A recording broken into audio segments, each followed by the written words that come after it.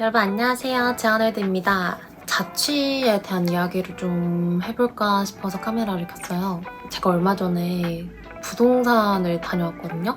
제가 그래도 이 집에 20살 때 들어와가지고 지금 3년? 그러니까 4년 차? 이제 점점 여기에 살다 보니까 이 집에 좀 불편한 점들이 좀 보이기 시작하더라고요.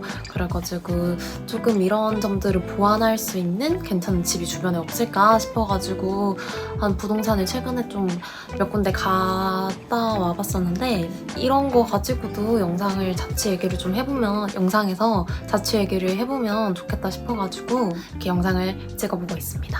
일단 저는 이제 말씀드렸다시피 4년차 자취생이고요.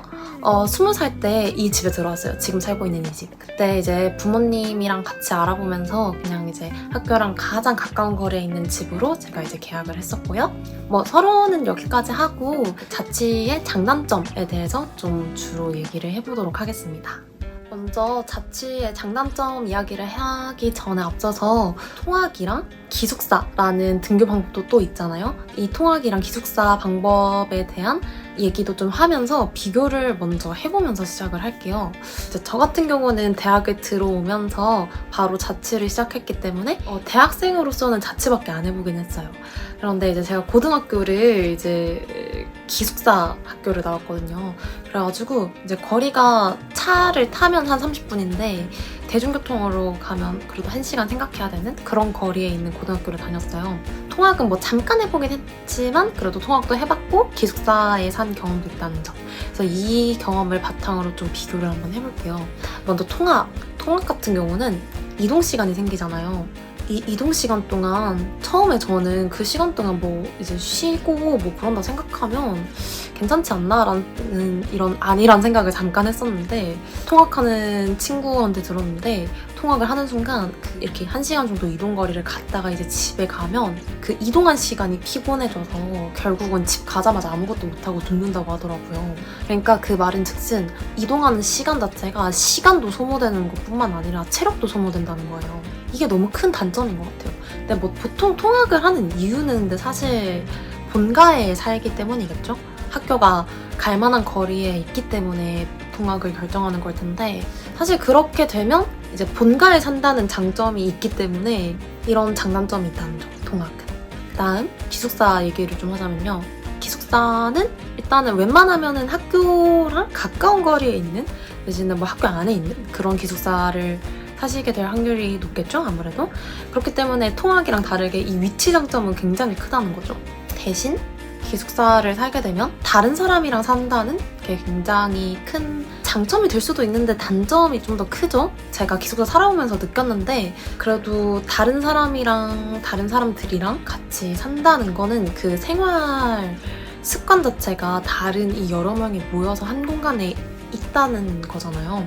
특히나 대학 생활이라면 약속도 많을 거고 또 그만큼 여가 생활이나 뭐 저녁 약속, 새벽에 나가서 이제 밤 늦게 들어온다든지 뭐 이런 시간대가 굉장히 다양해진다는 거죠. 활동 시간대가. 그러면 확실히 이게 예민한 사람이라면 그 활동하는 것만으로도 이제 조심한다 해도 뭐 불편하다든지 이런 점이 있을 거고 룸메이트랑 분명히 갈등이 생길 수도 있고 그리고 이 갈등이 있으면 굉장히 친구들이 스트레스를 많이 받더라고요. 그리고 대학 기숙사라면 주말까지도 살아야 되니까 이렇게 다른 사람이랑 같이 살아야 된다는 점에서 굉장히 단점이 큰 것 같기는 해요. 이렇게 통학이랑 기숙사 얘기를 좀 해봤는데 특징들을 기반으로 제가 자취의 장점을 딱 말씀을 드릴게요. 자취의 장점은 말이죠. 통학은 이동 시간이 존재한다는 점. 자취를 웬만하면 다들 이제 학교 주변에 하시겠죠? 학교 주변에서. 그러니까 위치 장점은 딱 가질 수 있게 되는 거죠. 통학의 단점을 없앨 수 있다. 그 다음 기숙사. 다른 사람과 함께 산다는 게 큰 단점이었잖아요. 자취는 다른 사람이랑 함께 살지 않아도 된다라는 그 큰 장점을 갖고 있다는 점. 그러니까 이게 되게 별거 없어 보여도 이 두 장점이 너무 크다는 거죠. 혼자 살 수 있고 학교 가까이에 이동 시간 없이 살 수 있다. 이게 삶의 질을 높이는데 가장 큰 요소인 것 같기는 해요. 그 다음 추가로 하나 말씀을 드리면 여러분이 시간표를 짜시다 보면은 당연히 이 수업과 수업 간의 간격이 생길 수밖에 없고 그리고 뭔가 어디 가기도 애매하고 누군가 만나서 약속을 나가기에도 애매한 그런 시간이 분명 생긴단 말이죠. 이런 공강 시간들을 자취생이라면 이 공강 시간 때 그냥 집에 갔다 올 수 있다는 점이 저는 굉장히 큰 장점이라고 생각해요. 이건 사실 기숙사분들도 해당이 되는 이야기긴 해요. 근데 저는 진짜 이 점 때문에 학교 주변에서 사는 게 너무 좋은 거예요.